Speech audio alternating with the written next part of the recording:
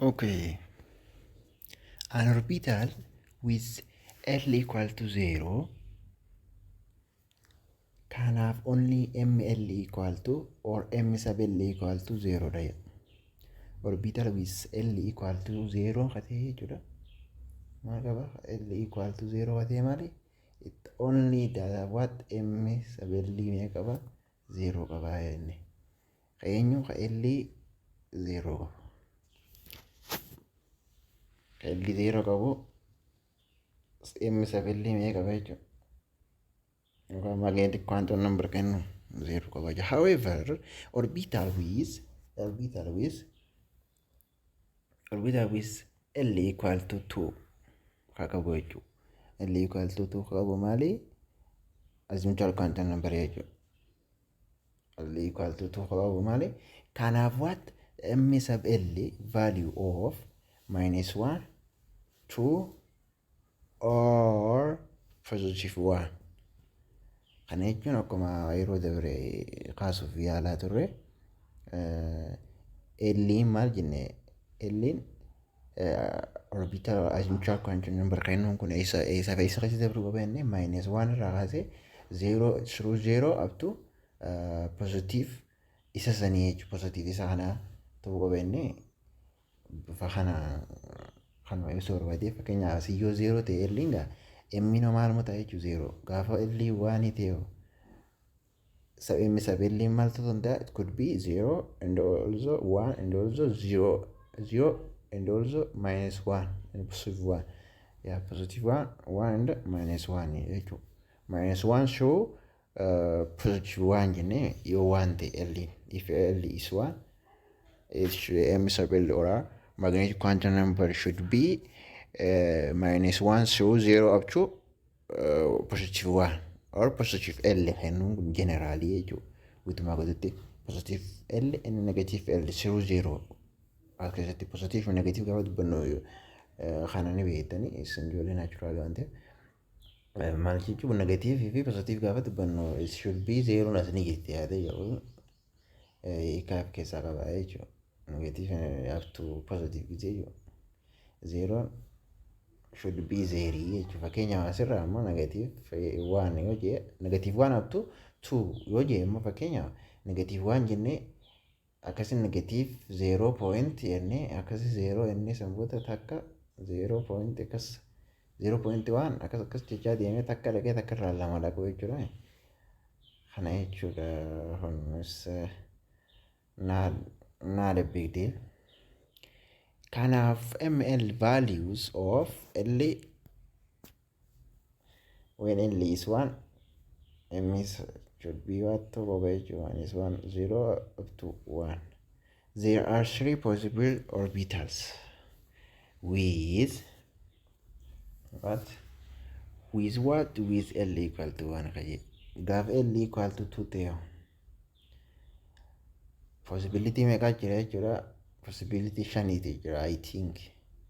Let me write -2, -1, 0, 1 and also 2. 1, 2, 3. Can you see 1, 2, 3, 4, 5? Yeah, 5 possibility is here when L equal to 2 gaafa ta'e jechuudha. Akkasuma gaafa L equal to 3 ta'e -3, -2. Let me swap it off. -3, -2, -1, 0, 1, 2, 3, 1, 2, 3, 4, 5, 6, 7. 7 possibilities there when L equal to 3 gaafa ta'e jechuudha. Gaafa formula dhufnu garuu formulaan isaa kana maali? 2 times L plus 1 is we can get this possibility in short way. Irraa gabaabaa kanaan argachuu dandeenya jechuudha possibility kana. Amma when L equal to 3 meeqa kanneen possibility keenya meeqa inni torba inni. Let me see. 2 times 3 plus 1. 2 times 3 is 6, 6 plus 1 is 7. You got it? Anaaf akkata. prescribed or prescribes the orientation of orbital in the three-dimensional space about the nucleus akkasuma ibsaa jechuudha. Eenyu magnetic quantum number kennamuun jechuudha. Let us jump on electron spin quantum number, or it's denoted by or standard for what m sub s or ms jechuun m sub s akkuma actually m sub l jechaa turre asitti m sub s jechuun subscript isaa jechuudha. M sub s electron spin m sub s instantly eenyu daafate jechuudha. Electron spin quantum number idhaan jechuudha. Jalqaba hadumarratti mul'ate kun laraa qaara kamii jechuudha. Jara sadiin afarsan keessa quantum number sadii san keessa hadumarratti mul'ate isa kanaa jechuudha. Qoratanii saayintisoonni itti dhaqabe dhumarratti jechuudha. Electron spin quantum number jedhamu jechuudha. Isaanis maaliin bakka buusanii m sub l jedhaniiti. Has only two possible value. You got it? Only two possible value qaba jechuun eenyu m sub l. And only two possible value kun eenyu faadha. It's represented by r. Xiyyaaraan bakka buusa.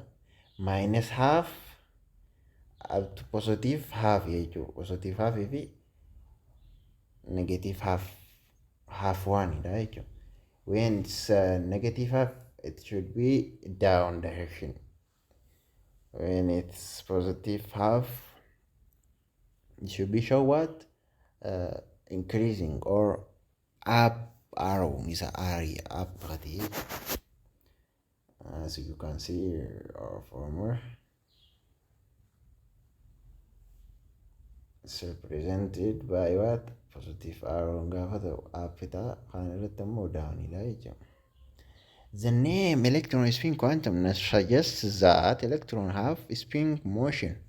Spin motion egarsiisa maqummaan isaa jechuudha. Electron spin quantum number maal nu agarsiisa? Electron have a spinning motion akka qaban, sochii akka qaban nu agarsiisa. However, there is no way to attach the precise physical relates to electron spin. The quantum numbers specify the energy state of the atom jambeete jirri yoggaa dubbatu d kana glaadoo d yani t akka d dubbatan irrattidha Ameerikaanonni. Atom jenna isaan atom. The atom is jennee dubbisan. The atom is jaanii dubbatan. Doesn't really matter. Rakkoota kan qabu garuu akka fedhanii dubbisaniiti. Main thing is you should to understand it, what it mean when you doesn't really matter, I think.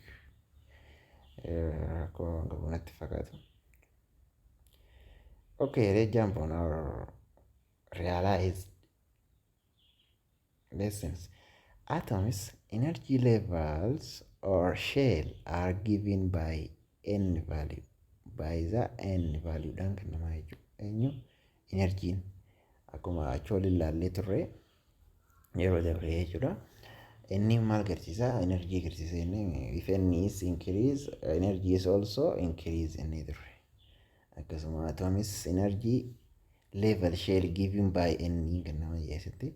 The atom sub level or sub shell are given by n and l dha jechuudha. Subshell in the subshell in the sub level. Pay attention on here. When atoms energy levels or shells kennuun kun sadarkaan yookaan shelling kennuun kun is represented by n. When we come the atom sub-level or sub-shell, it should be given by n and l, this value. Each level contain sub-level that designate the shape of orbital kan design kan creature kan uumame designer kan design kan kaawwame kan tolfame atoms orbitals are specified by n, l, and m sub l values.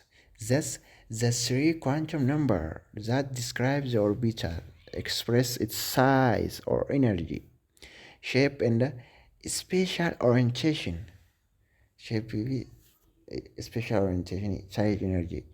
Kunama shape dhaaf eenyu elli dhaabbata the size or energy dhaaf inni akkasuma m sub l is what spatial orientation akkuma olii ilaallee dhufne jechuudha. Each sub-level is designed by the letter. Kanaan jechuudha design katee jechuudha maaliini leetarii kanaanii jechuudha. Leetarii L equal to 0 is an S level keessatti jechuudha. An S sub-level keessatti. When L equal to 0 it should be S sub-level jechuudha. When L equal to 1 it should be P P sub-level. When L equal to 3 it should be what? D sub-level. When L equal to 2 when L equal to 3 it should be F sub-level. When L equal to 4 it should be G sub-level. You got it? G sub-level. Akkasitti deema. The letter S, P, D, and F are derived from the name of spectroscopic line jedhamurraa jechuudha derive ta'an. S jechuun sharp jechuudha. P is principal. D diffuse, and F fundamental. Sub-level are named by joining any value and the letter designation. For example, the sub-level or subshell with n equal to 2, also L equal to 0 is ni harkamuu danda'e keessatti when L equal to when n equal to 2 L maal inni L jechuun n minus 1 inni kanaafuu ta'uu danda'a jechuudha. 0 and equal to 0 gaafa inni maal ta'uu qaba inni garuu S ta'uu qaba. When L equal to 1 it should be P. When L equal to 2 it should be what? D. When L equal to 3 it should be F sub-level, and also when L equal to 4 it should be G sub-level. Kana fakkaata. Namni Rabrov. So you can see here no called to L. Kana jechuun maal jechuudha? N S jechuudha. Akkasuma N P N D N F akkasuma akkana barreeffama jechuudha. Gaafa garuu L equal to 1 jechuun M N equal to 2 gaafa ta'e due to L equal to N minus 1 L minus 1 waan ta'eef L keenya meeqa jechuudha? 1. Gaafa L keenya waan ta'e garuu maal tokko benne maal sub-levelidha? P sub-level. Due to this N meeqa N lama inni as dhufa 2P ta'a. Gaafa N keenya 0 ta'e L keenya gaafa 0 ta'e S dhenne 2 S jechuudha. S N duraanuu wal qixa ta'a 2 N dhufne anarraa ka'ee kun bifuma kana asitti barreeffame akkuma agartan. The only orbital this sub-level n equal to L, n equal to 2, L equal to 0, and m sub L or ml equal to 0. A sub-level with n equal to 3, L equal to 1. It should be what? Should be P ta'uu qaba jechuudha. Sub-level is a 3P sub-level. It has 3 possible orbitals. 3 possible orbitals qaba. Akkuma armoo walitti yookaan viidiyoota dabarteelleetti illee kaasuuf yookaan ibsuuf yaaleen ture. L equal to 1 gaafa jennu L kun eessa keessa darbe inni minus 1 up to 0 through 0 to 1 jennee turre. Kanaafuu possibility mee qaba jechuun 1 2 3 qaba jechuudha. Kanuma formulaan isaa akkuma amma viidiyoo tana keessatti olii tanatti ibsuuf yaalaa turre 2L plus 1 jennee turre possibility isaa argachuudhaaf L when the values L is represented here L equal to 1 jennee 1 times 2 is 2 2 plus 1 is 3 bifa kanaan argachuu dandeenya. L equal to 1 gaafatee jechuudha. Kana jechuun minus 1 0 up to 1 jechuudha. Possibility sadii kana takka lama sadii jechuudha. Okay, nu wajjin jiin abdadda. Asitti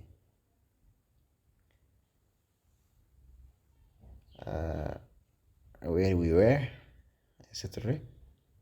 Yeah, series of level orbital, yeah, possibility orbital, one with n equal to 3, l equal to 1, and m sub l equal to minus 1. Another with n equal to 3, l equal to 1, ml or m sub l equal to 0. The third, n equal to 3, l equal to 1, and m sub l equal to what? Positive 1 jechuudha. M sub l jechuun maal jennee turre? Magnetic quantum number kennisanii inni gaafa l tokko ta'e ml zeros. By the way, kana gaafa through possibility inni alkunu akkuma special orbital orientation jennee turre l equal to 1 jennee maldana 1 gaafa ta'e kana possibility m sub l ta'uudha maal jechuun sadii jennee turre because formula kana lallee turre jechuun m 2 times l plus 1 is formula isa kanaati. When we plug l's value in here we will get what? 3 gaafa gati eddiidha bakka l tana buusnu sadeen ka'ee jechuun maal jechuudha 1 0 fi minus 1 jechuudha. M sub l 1 is ta'uu danda'a, m sub l 0 is ta'uu danda'a, m sub l akkasuma also 1 ta'uu danda'a jechuudha. The possibility of L is determine M sub L inni turre yeroo dabre yookaan armolutti amma yeroo viidiyoo tan hojjechaa jiru akkuma olitti kaasuuf yaalaa turre kana fakkaata. For given principal quantum number n the total number of orbital is determined as number of orbital n equal n square in a shell. Number of orbitali barbaaduudhaaf always this formula is used to find the number of orbitali barbaaduudhaaf jechuudha. n squaring jechuudha. Similarly, akkuma wal fakkaatu the number of orbitals in each sub-level is determined as in each sub-level in each maal in each shell or level in each level or in shell or in level kamen n orbital n equal n squaring number of orbital n square kennuun kun eenyuufi ka in shell keessatti or in level keessatti. But number of orbital in each sub-level, pay attention on here, it's different, far from others. Walirraa faffagoo jiran nama hiikaan isaaniitii fi yaadoonni isaanii. What I'm talking to is L to L plus 1 kamaliti kan number of orbital in subshell subshell or sub level kennuun jechuudha. Level sub level ka eenyuti ka n to L plus 1 kun number of orbital. Pay attention on it. Number of orbital in shell yo n n square should be accepted jechuudha. Fudhatamu kana jechuudha fudhatu gaafa maal ta'e gaafa number of orbital ni gaafate. In sheelee keessatti in sub sheelee keessa gaafa jiru 2l plus 1 should be used bakka kana fayyadamuu qabna jechuudha. Gaafa maal jee gaafa number of orbitals in subshell and the shell is differ one. Example ይተናላሉ example 2.7 what value of angular momentum quantum number L and magnetic quantum number sub L are allowed for principal quantum number of 3. How many orbitals are allowed for n equal to 3? Meeqaatu nuuf hayyamamaa jechuudha. When L yookaan principal quantum number hin keenya inni kun gaafa 3 ta'e. L barbaaduudhaaf yookaan momentum yookaan angular momentum quantum number barbaaduudhaaf L walqixa ni ta'a maal jenne inni minus 1. Kanaafuu L keenya maal jechuudha? Beekadu from 0 inni kana from 0 1 maal ta'a jechuudha 1 2 dha jechuudha 1 2 because 3 minus 1 is what 2 due to this 0 irraa kaafne 1 2 jennee turre momentum quantum number gisee barbaadnu jechuudha. Garuu ammoo asitti gaafa L keenya tuute magnetic quantum number keenya maal ta'a jechuudha. Magnetic quantum number keenya asuma irratti negative dabalataa jechuudha. Asirratti negative dabalata. Negative 1 sorry negative 2 negative 1 0 jee akkasitti deemaa jechuudha 1 2 possibility isaa meeqa 1 2 3 4 5 dha jechuudha. When L equal to 2 formula analysis maali 2L plus 1 jennee turre when plug values of L from that given L equal to 2 n when L is 3 because L equal to n minus 1 1 TV jechuudha. When we plug L's value 2 times 2 is 4 4 plus 1 is 5 asitto meeqa kenne 1 2 3 4 5 the 5 possibility is there. Okay but one isaanii ta'u L gaafa 2 ta'e maal jenne L equal to 2 gaafa ta'e maaliif dhaabbatuu danda'en L gaafa 2 ta'e D jenne D sub level dha jechuun gaafa L equal to 1 ta'e P sub level gaafa L equal to 0 ta'e S sub level and also gaafa L equal to 3 ta'e maal ta'a F sub level when also L equal to 4 gaafa ta'e G sub level dha jechuun G sub level kana akkuma arma walitti kaasuuf yaala turre kitaabuun ni keessan asitti kaa'ee jira. No, L kana fakkaata jechuudha. Sorry 0 1 2 dha jechuudha. Because L equal to n minus 1 waa ta'eef jechuudha.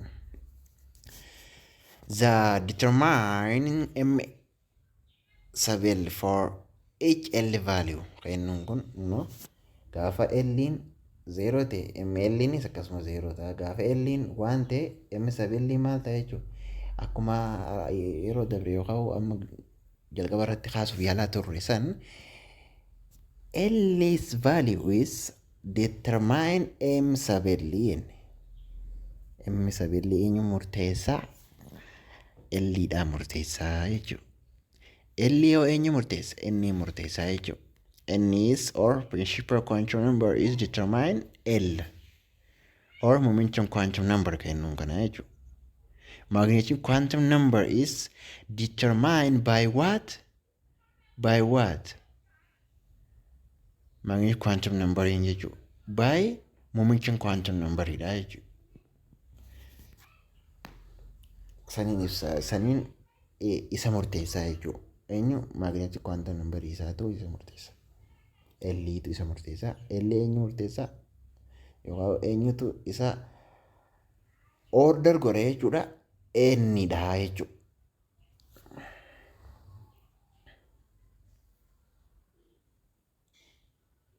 Okay.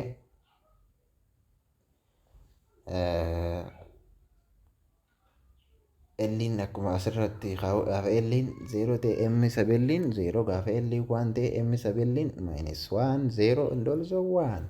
And also when L is equal to 2, M sub L should be -L -2 -1 0 1 and 2 is should be what accept or included and occurs on here. Kana fakkaata. Asitti nuti haallee jira. Given number magnetic quantum number kanuma wal fakkaata. Ibsuuf yaallu. Given name magnetic quantum number and the numbers of orbital for each sublevel with the following quantum number idea. Gaafa L keenya walqixa ta'a sirii ta'e L equal to 2 ta'e maali jechuudha. Maqaa isaa kisii keessu eenyuti? Eenyuti qatuudha. Gaafa L 2 ta'e eenyu inni? D denne.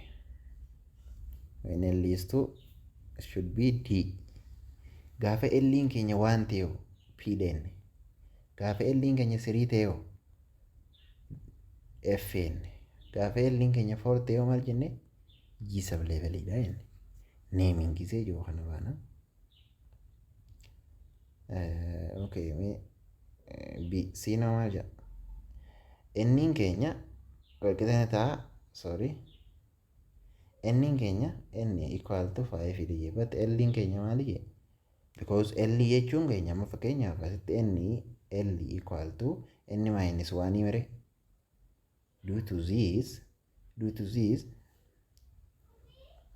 0 to N minus 1 idha beekadhaa asirratti. 0 irraa kaasee up to N minus 1 idha. 4 idhuun up to N minus 1 jechuun because 5 minus 1 is 4. Kanaafuu hanga 4 itti garuu L keenya kaasira nu kan maali? L when L equal to maal ta'e 1 gaafa seeti. Kanaafuu P sublevel idha jechuudha. When L is 1 it should be P sublevel. When L is 0 it should be S sublevel. When L is 3 it should be F sublevel idha jechuudha.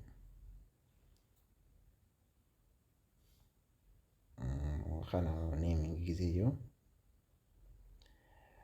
What is wrong here with each of the following quantum number designation and or sublevel names?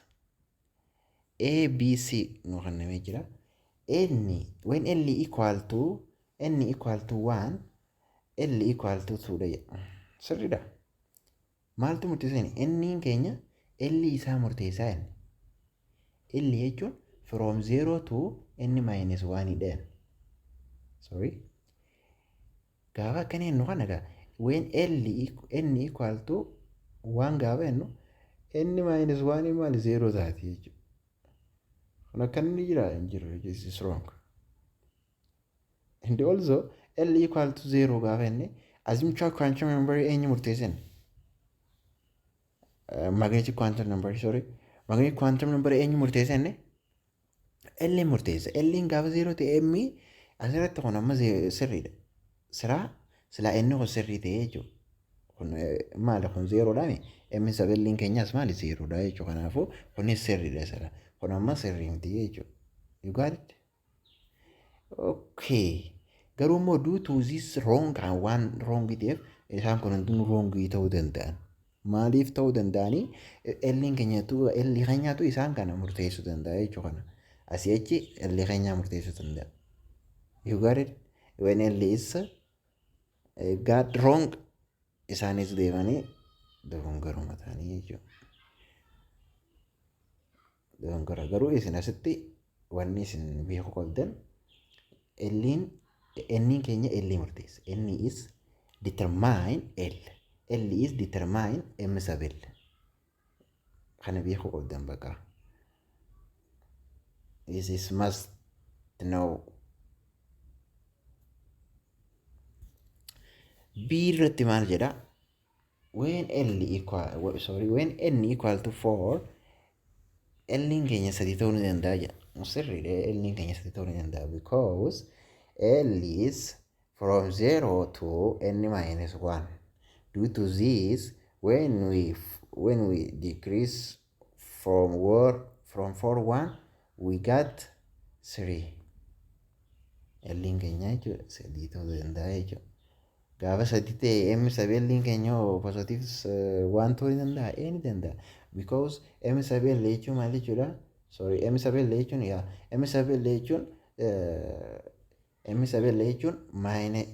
minus 3 through 0 to 3 jechuudha. M sub L because it's determined by L waan ta'eef jechuudha. M sub L jechuun due to this asitti maali positive 1 jira.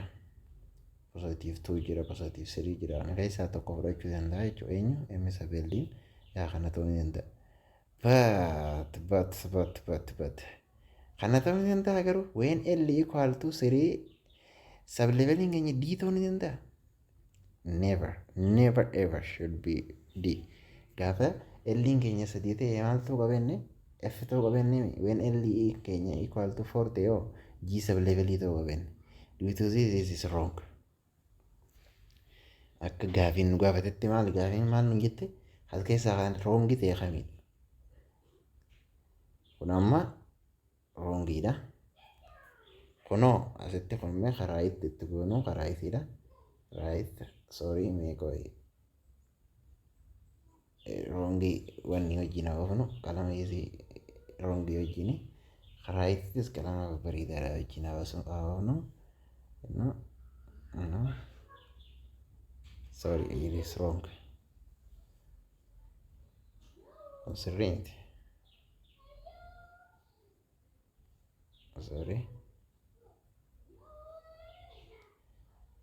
One should be mistake katee sani. Okay. For gaafa dhuftu L keenya kun it is right. It is right. Right. And also is right. This should be mistake.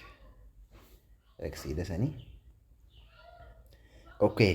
When N keenya gaafa 3 ta'e L keenya takka ta'uu ni danda'a. Ni danda'a. It can be ni danda'a. But M sub L keenya minus 2 ta'uu ni danda'a. It should be minus 2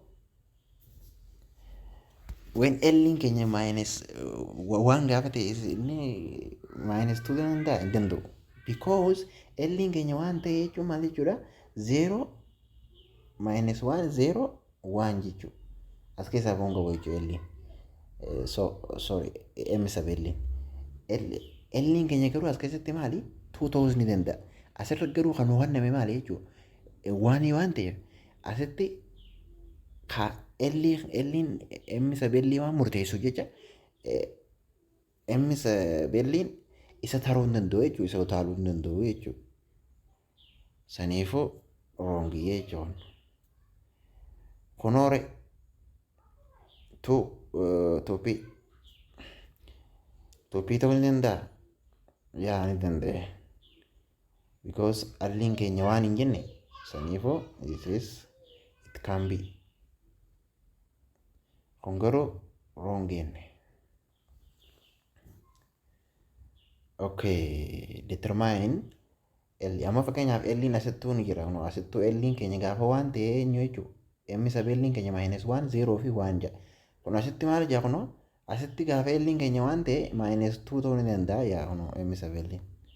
Ni danda'u. Gaafa L keenya 2 ta'e garuu ni danda'e. Shuuriidha sanii. Kana fakkaata. Okay, number of orbitals. When N equal to 3. Orbitaliin isaa egaa 9 dha jedha.